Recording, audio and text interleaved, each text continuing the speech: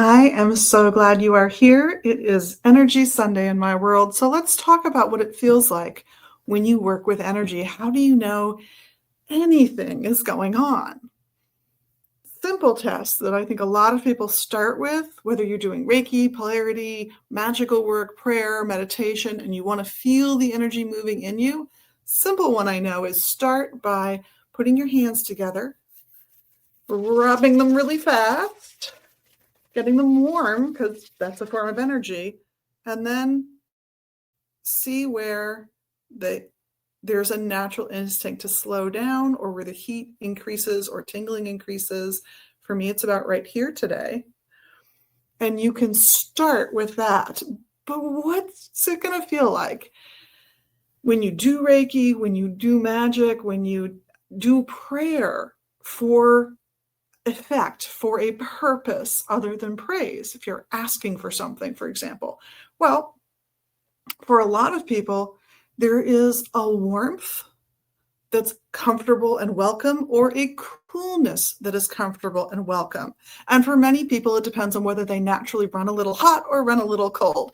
If you're the first person who wants the air conditioning on in the spring, you might have a pleasantly cooling sensation as your body comes back into better balance because of the mental state you're in and how that affects neural hormones and how that in turn affects the body and the endocrine system. There's all kinds of stuff going on when you do meditation that's really healthy for you.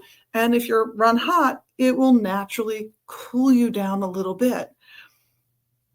For people who tend to want the heat on first in the autumn and could do without the air conditioning for another month, they might feel a warming sensation instead of a cooling sensation for exactly the same reasons. So one of the reasons that energy work and these experiences can feel so very unique to the person experiencing them is we are all actually unique in the way that energy balancing as it affects our bodies, just because we're, say, praying for someone else to heal or doing Reiki on someone to help them heal, that actually helps our health as well. It brings us into better balance as human beings as well. And so it affects those things.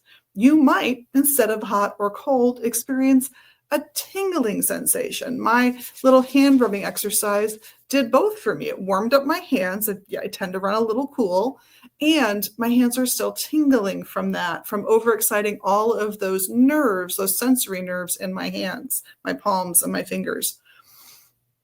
You might, if you are actively working on getting something done, literally feel energy flowing through you. You might feel it come from your neck and shoulders, for example, depending on who you are, or from your gut, or from your heart. Or it might be that you feel something in your head. I have done energy work and absolutely felt a band around my head for no reason that relates directly to anything. Just my sensation in those instances doing that kind of energy work. There are others who actually will find themselves experiencing a guiding hand. And if you are approaching this with love, with the idea that this is for the benefit of all. Remember, if you're doing Reiki and you do anything negative, you erase all of the hard work you did to get to where you are in your Reiki practice. It negates all of the initiations at that point.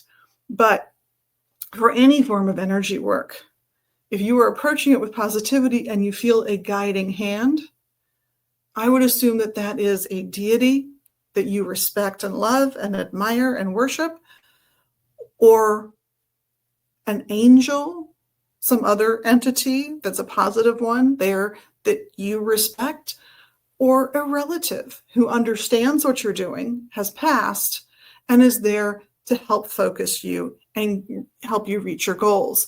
Those are all good forms of guides. And you definitely want to follow your gut with that. If you feel something's off, just stop the working you're doing. Clear your space. How do you clear your space? Oh, there's lots of ways. Lavender, sage, myrrh, frankincense. These are all options. Energy work, pudding stones. There's all kinds of wonderful ways of clearing space. Establish your new boundaries. Create a circle. do eggshell around the borders of your space. Again, pudding stones, actually do both. And try again when you're in the right mindset.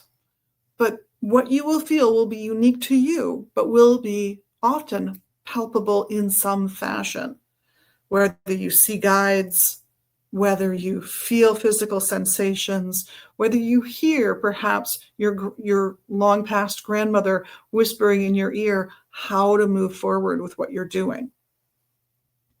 Hold tight, trust your instincts, and as long as you're moving forward with love and compassion and patience, you're going to get there.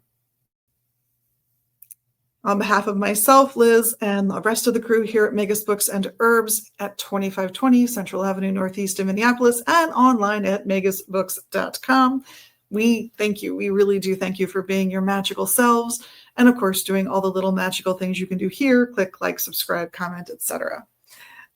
Have a wonderful week, and we will see you soon. Blessed be.